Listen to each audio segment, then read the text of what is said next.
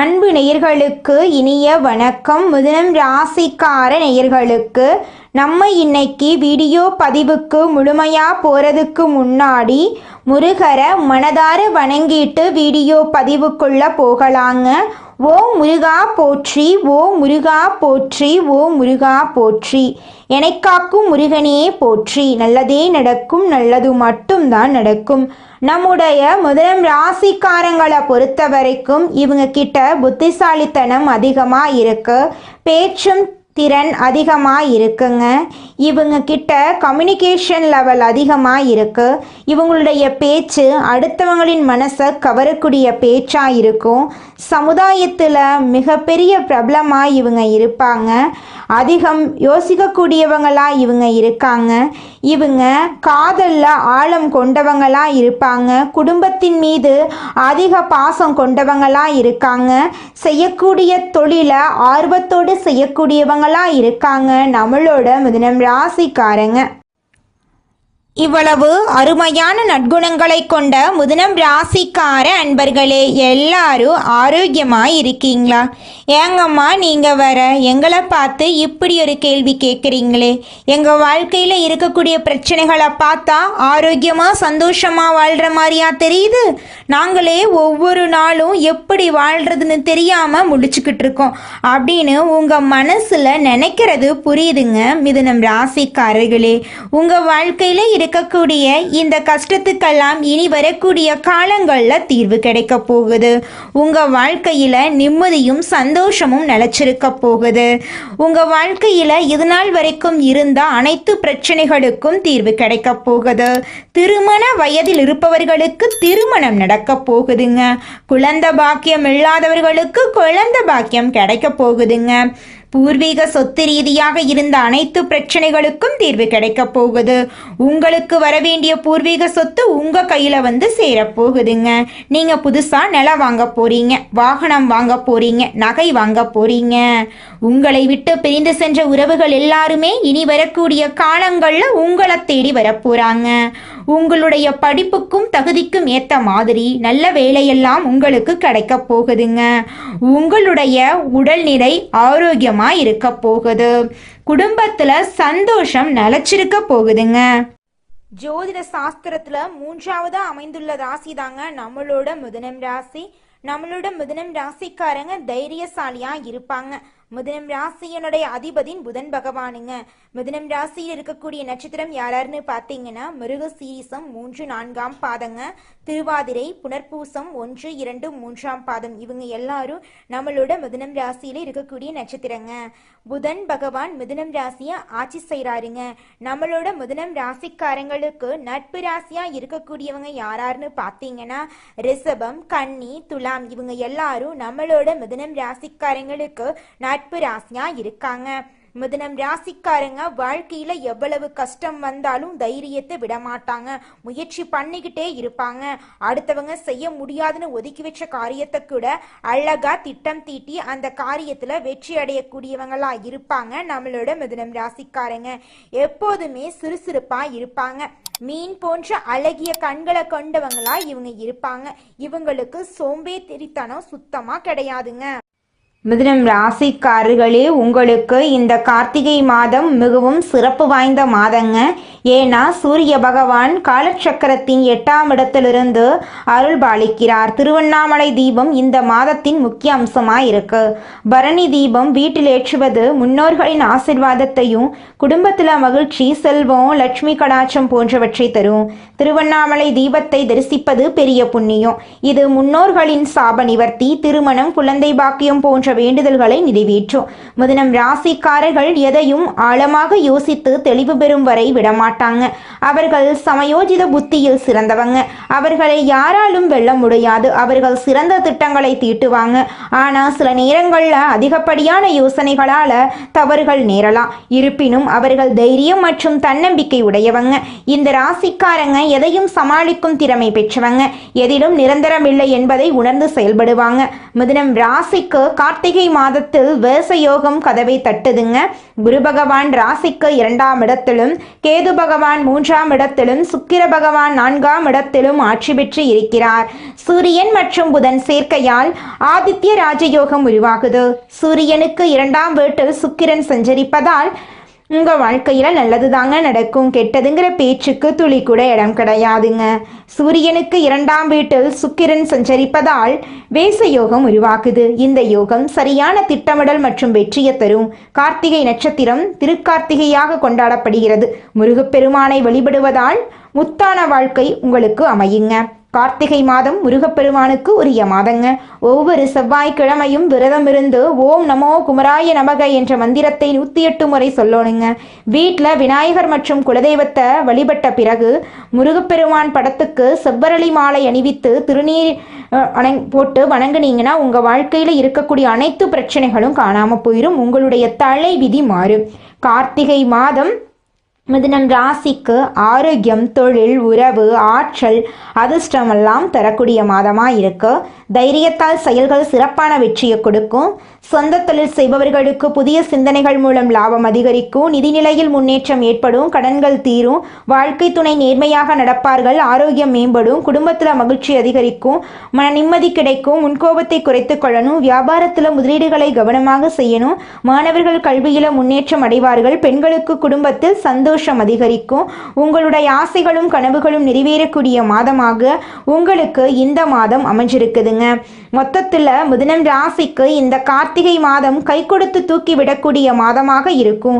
கடவுள் உங்கள் பக்கத்தில் இருக்கிறார். முருகப்பெருமானை வழிபடுங்கள். ஒவ்வொரு நட்சத்திரத்திற்கும் என்ன பரிகாரம் செய்ய வேண்டும் என்பதை நம்ம இந்த வீடியோ பதிவில் முழுமையாக தெரிஞ்சுக்க போகிறேங்க. கடவுளை நம்புங்க. முழுமையான பக்தியுடன் வழிபட்டா முழுமையான பலன் உங்களுக்கு நிச்சயமாக கிடைக்குங்க. மிதுனம் ராசிக்கார நேயர்களே, அடுத்ததாக நம்முடைய மிதுனம் ராசியில் இருக்கக்கூடிய ஒவ்வொரு நட்சத்திரக்காரர்களுக்கும் இந்த மாதம் எப்படி இருக்குன்னு பார்க்கலாங்க. நம்முடைய மிதுனம் ராசியில் இருக்கக்கூடிய முதல் நட்சத்திரம் மிருகசீரிஷம். உங்களுக்கு இந்த மாதம் எப்படி இருக்குன்னு பார்க்கலாங்க. மிருகசீரிஷம் நட்சத்திரத்தில் 3ஆம் மற்றும் 4ஆம் பாதத்தில் பிறந்தவங்க இந்த கார்த்திகை மாதம் அதிர்ஷ்டமான மாதமாக இருக்கும். சனி பகவானால் செல்வாக்கு உயரும். புதிய பொறுப்புகள் கிடைக்கும். தொழில் வியாபாரத்தில் வருமானம் அதிகரிக்கும். உடல் பாதிப்புகள் விலகும். வழக்குகள் சாதகமாகும். வேண்டுதல்கள் நிறைவேறும். செவ்வாய் பகவானால் குடும்பத்தில் நெருக்கடிகள் ஏற்படலாம். முருகப்பெருமானை வழிபட்டால் சரியாகும். ராசிநாதன் புதன் வக்ர நிவர்த்தி அடைவதால் சிந்தித்து செயல்பட வேண்டும். பணவரவு குறை இருக்காது. புதிய ஒப்பந்தங்கள் கிடைக்கும். வெளிநாட்டு தொடர்புகள் சாதகமாக இருக்கும். உங்களுடைய ஆசைகளும் கனவுகளும் நிறைவேறுங்க. அடுத்ததாக நம்முடைய மிதுனம் ராசியில் இருக்கக்கூடிய நட்சத்திரம் திருவாதிரை. உங்களுக்கு இந்த மாதம் எப்படி இருக்குன்னு பார்க்கலாங்க. திருவாதிரை நட்சத்திரத்தில் பிறந்தவர்களுக்கு இந்த கார்த்திகை மாதம் யோகமான மாதமாக இருக்கும். சூரிய பகவான் 6ஆம் இடத்தில் சஞ்சரிப்பதால் செல்வாக்கு உயரும். நினைத்த வேலை நடக்கும். எதிரிகள் விலகுவாங்க. வியாபார தடைகள் நீங்கும். அரசு வழியில் எதிர்பார்த்த அனுமதி கிடைக்கும். அரசியல்வாதிகளுக்கு செல்வாக்கு உயரும். சனி பகவான் நெருக்கடிகளை விலக்கி வருமானத்தை பெருக்குவார். குடும்பத்தில் எதிர்பார்ப்புகள் பூர்த்தியாகும். சொத்துக்கள் சேரும். மாணவர்கள் கல்வியில் ஆர்வம் காட்டுவாங்க. துர்க்கை அம்மனை தினமும் வழிபட கைவிட்ட காரியங்கள் கூட கைகூடும். அடுத்ததாக நம்முடைய மிதுனம் ராசியில் இருக்கக்கூடிய நட்சத்திரம் புனர்பூசம் நட்சத்திரத்தில் 1ஆம் பாதம், 2ஆம் பாதம், 3ஆம் பாதம். உங்களுக்கு இந்த கார்த்திகை மாதம் முன்னேற்றத்தை தரக்கூடிய மாதமாக இருக்கு. குரு பகவானின் வக்ரம் வீண் செலவுகளை குறைக்கும். சூரிய பகவான் முன்னேற்றமான பலன்களை கொடுப்பார். திறமைகள் வெளிப்படும். வருமானம் அதிகரிக்கும். உத்தியோகத்தில் இருந்த பிரச்சனைகள் முடிவுக்கு வரும். சனி பகவானின் பார்வை தைரியத்தை அதிகரிக்கும். வம்பு வழக்குகள் சாதகமாகும். புதிய ஒப்பந்தங்கள் கிடைக்கும். வங்கியில் கேட்ட பணம் கைக்கு வரும். புதிய வேலைகள் பொன்னாக மாறும். குடும்பத்தில் நெருக்கடிகள் விலகும். நரசிம்மரை அனுதினமும் வழிபாடு செஞ்சீங்கன்னா நன்மைகள் அதிகரிக்கும். உங்களுடைய கனவுகளும் ஆசைகளும் நிறைவேறும். படிச்சு முடிச்சுட்டு வேலை தேடிட்டு இருக்க இளைஞர்களுக்கு படிப்புக்கும் தகுதிக்கும் ஏற்ற மாதிரி நல்ல வேலையெல்லாம் கிடைக்க போகுதுங்க.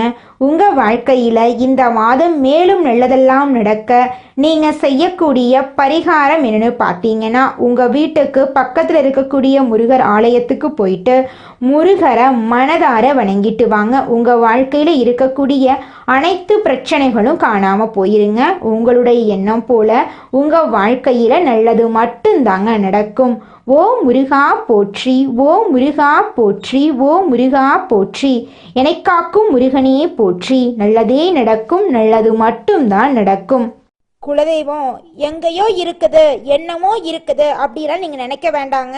நீங்கள் எங்கிருந்தாலும் ஒரு தீபம் ஏற்றி வச்சு அந்த தீப ஒளியில் தெய்வங்கள் இருக்கிறாங்க அப்படின்னு நினச்சி வழிபாடு செய்யுங்க. குலதெய்வமே தெரியாவிட்டாலும் வீட்டில் தீபம் ஏற்றி வச்சு ஏதாவது ஒரு நல்ல நாளில் குலதெய்வத்தை நினச்சி வழிபாடு செய்யுங்க. குலதெய்வ வழிபாடு குலம் காக்குங்க, குலம் தலைக்கும். முதல்ல குலதெய்வம், அப்புறம் இஷ்டப்பட்ட தெய்வம், அப்புறம் உங்களுக்கு விருப்பப்பட்ட தெய்வங்க. எந்த கோயிலுக்கு போனாலும் என்ன பண்ணாலும் ஏற்றமில்லை அப்படின்னு நீங்க சொல்லுவீங்க. தினமும் எந்திரிச்ச உடனே சூரிய பகவான நமஸ்காரம் பண்ணுங்க. அவங்களுடைய அனுகிரகம் இருந்தா போதும்.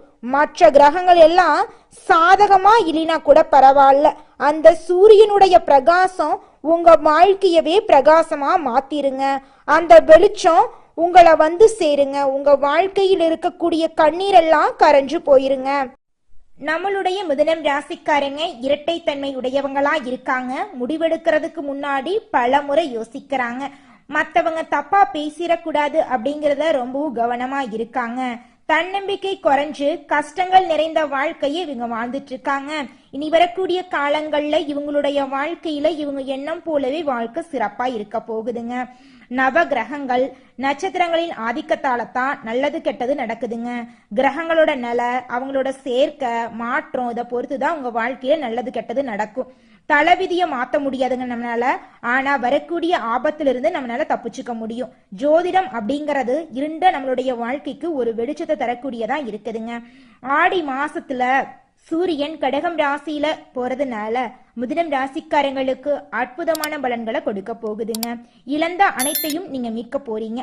ராசிநாதன் சூரியன் 2ஆம் வீட்டுல இருக்கிறதுனால பணவரவு அதிகரிக்க போகுது. குடும்பத்துல நிம்மதி ஏற்பட போகுது.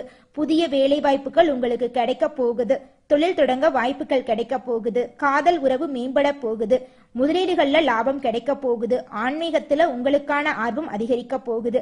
ஆரோக்கியத்துல நீங்க கவனமா இருந்துக்கணும். காது, மூக்கு, தொண்டை, வயிறு சம்பந்தப்பட்ட பிரச்சனை வரலாம், கொஞ்சம் பார்த்து கவனமா இருந்துக்கோங்க. புதிய முதலீடுகள் செய்யும் போது கொஞ்சம் கவனமா இருந்துக்கோங்க.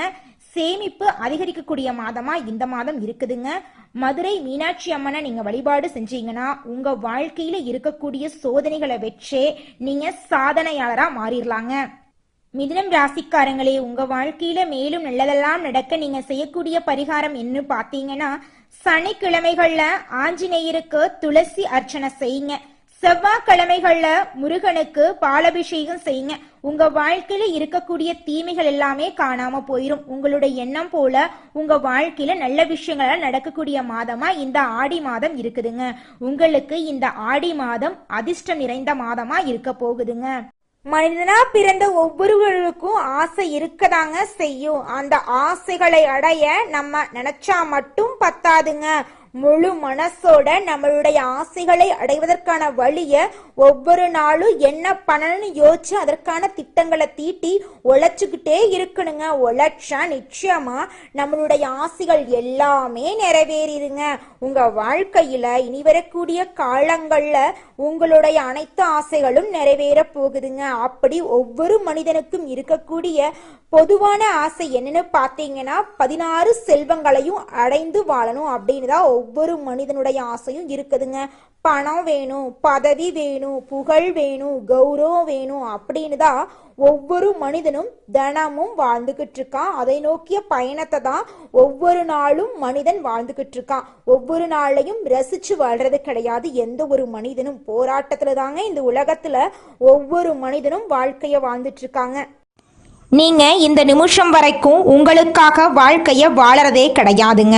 உங்களை சுற்றி இருக்கிறவங்களுக்கு பயந்து தாங்க வாழ்க்கையை வாழ்ந்துக்கிட்டு இருக்கீங்க. நாம் இந்த செயலை செஞ்சால் நம்மளை சுற்றி இருக்கிறவங்க நம்மளை பற்றி தப்பாக நினச்சிருவாங்களோ, இந்த சொன்னால் நம்மளை பற்றி அவங்க தப்பாக நினச்சிருவாங்களோ அப்படின்னு அடுத்தவங்களை கண்டு பயந்து பயந்து வாழ்க்கையில் எந்த ஒரு செயலையும் செய்யாமல் ஒரே இடத்துல நீங்கள் முன்னேறாமல் நின்றுக்கிட்டு இருக்கீங்க. இனி வரக்கூடிய காலங்களையாவது அதாவது யாரை கண்டும் அச்சப்படாம கடவுளை கண்டு மட்டும் பயந்தா மட்டும் போதுங்க. வேற யாரை கண்டும் நீங்க பயப்பட வேண்டாம். கடவுள் இந்த உலகத்துல உங்களை எதுக்காகங்க படைச்சிருக்காரு? உங்களுக்காக நீங்க வாழணும் அப்படிங்கறக்காக தான் படைச்சிருக்காரு. உறவுகளுக்காகவும் நண்பர்களுக்காகவும் உங்களுடைய வாழ்க்கைய நீங்க தியாகம் பண்றது நியாயம் கிடையாதுங்க. உங்களுக்காக உங்க வாழ்க்கைய வாழ கத்துக்கோங்க. வாழ்ற வாழ்க்கை ஒரு முறை தாங்க. அந்த வாழ்க்கைய உங்களுக்காக வாழ கத்துக்கோங்க. நீங்க என்னதான் உங்க வாழ்க்கையை தியாகம் செஞ்சாலும் உங்களை சுத்தி இருக்கக்கூடிய உறவுகளோ நண்பர்களோ நீங்க கஷ்டப்படக்கூடிய சூழ்நிலையில வந்து உதவுவாங்க அப்படின்னு பார்த்தீங்கன்னா நிச்சயமா கிடையாதுங்க. இந்த களி உலகத்துல எல்லாருமே நம்மளை தேவைக்காக தாங்க பயன்படுத்துறாங்க. தேவைக்காக தான் நம்மளை பயன்படுத்துறாங்களா அப்படிங்கிறத நீங்க தெரியாத வரைக்கும் வாழ்க்கையில முன்னேறாம அதே இடத்துல தாங்க இருக்க முடியும். ஆமாங்க, கூட பிறந்த உடன்பிறப்புகளாக இருக்கட்டும், நம்முடைய உறவினர்களாக இருக்கட்டும், நண்பர்களாக இருக்கட்டும், யாரா வேணாலும் இருக்கட்டும், எல்லாருமே நல்லவங்க அப்படின்னு சொல்ல முடியாது. 100ல் ஒரு 10% பேர் தாங்க இந்த உலகத்தில் நம்ம நல்லா இருக்கணும் அப்படின்னு நினைப்பாங்க. மீதம் இருக்கக்கூடியவங்க எல்லாருமே நம்மளை பற்றி துளி கூட கேர் பண்ணிக்கவே மாட்டாங்க. நம்மளுடைய மிதுனம் ராசிக்காரங்களுடைய அதிபதி புதன் பகவானுங்க. புதன் பகவான் வலிமையா இருக்கிறதுனால நீங்க கஷ்டப்பட வேண்டிய அவசியமே கிடையாதுங்க. புதன் பகவான வழிபாடு செஞ்சா போதுங்க, உங்க வாழ்க்கையில நல்லதுதாங்க நடக்கும். ஏழை குழந்தைங்களுக்கு படிப்புக்கு உதவி செய்யறதின் மூலமா புதன் பகவானுடைய அனுகிரகத்தை நீங்க முழுமையா பெறலாங்க. புதன் பகவான் வலிமையா இருக்கிறதுனால அரசாங்க உத்தியோகத்தை நீங்க சீக்கிரமா பெறலாங்க. புதன் கிழமைகள்ல பச்சை நிற உடைகளை தானமா கொடுங்க. பச்சை நிற உடைகளை அணியுங்க. பச்சை காய்கறிகளை புதன் பகவானுக்கு நெய்வேத்தியமா கொடுங்க. அவருக்கு பச்சை வஸ்திரம் சாற்றி வழிபாடு செய்யுங்க. உங்க வாழ்க்கையில நல்லது மட்டும்தாங்க நடக்கும். கெட்டதுங்கிற பேச்சுக்கு துளி கூட இடம் கிடையாதுங்க. எல்லாம் அவன் செயல். இந்த உலகத்துல யாருங்க கோடீஸ்வரன்? கோடி கோடியா பணம் வச்சிருக்கிறவங்களா, பிடிச்ச உணவுகளை சாப்பிடுறவங்களா, பிடிச்ச உறவுகள் கிட்ட பேசுறவங்களா? இதுல யாருமே கோடீஸ்வரன் கிடையாதுங்க. யார் ஒருத்தவங்க நோய் நொடி இல்லாம மனக்கவலை இல்லாம நிம்மதியா தூங்குறாங்களோ அவங்க தாங்க இந்த உலகத்திலேயே சிறந்த கோடீஸ்வரன். அப்பேற்பட்ட கோடீஸ்வரன் ஆகக்கூடிய யோகம் உங்களுக்கு இந்த மாதம் அமைஞ்சிருக்குதுங்க. உங்க வாழ்க்கையில இனி வரக்கூடிய காலங்கள்ல கவலை கண்ணீர் அப்படிங்கிற பேச்சுக்கெல்லாம் துளி கூட இடம் கிடையாதுங்க. இது நாள் வரைக்கும் உங்களுடைய மனசில் இருந்த மனக்கவலைகள் எல்லாம் இனி வரக்கூடிய காலங்கள்ல காணாம போகுதுங்க. நீங்க சந்தோஷமான ஆரோக்கியமான வாழ்க்கைய இனி வரக்கூடிய காலங்கள்ல வாழ போறீங்க. உங்க வாழ்க்கையில சந்தோஷம் நிலைச்சிருக்க போகுதுங்க. எதையும் சுலபமாக புரிந்து கொள்ளக்கூடிய மிதுனம் ராசியினரே, நீங்கள் பதட்ட குணத்தை கைவிடுவது முன்னேற்றத்திற்கு உதவுங்க.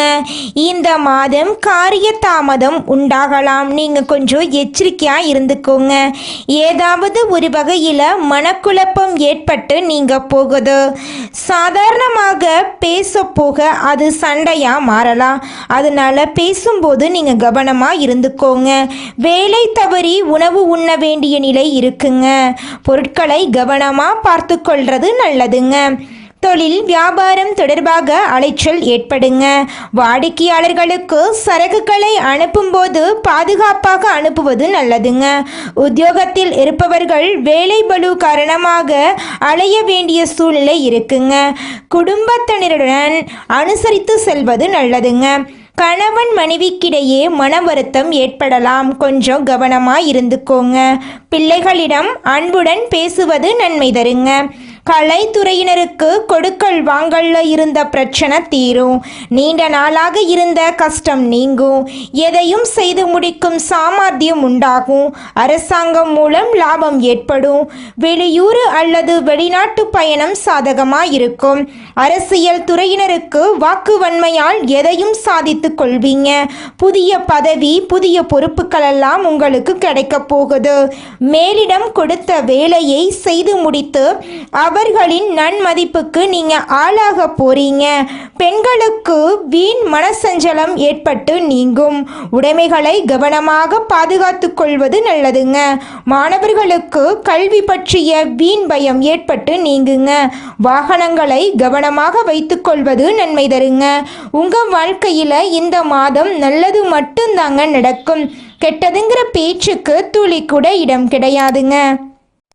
நல்லதே நடக்கும், நல்லது மட்டும்தான் நடக்கும். நன்றி, வணக்கம்.